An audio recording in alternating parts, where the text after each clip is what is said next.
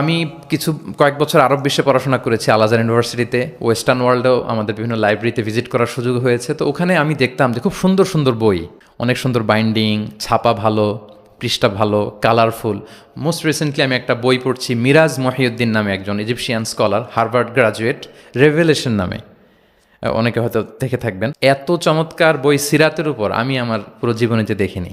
Harvard graduate, সে এমনভাবে সে সিরাতটাকে মানে visually present করেছে, অবাক করা।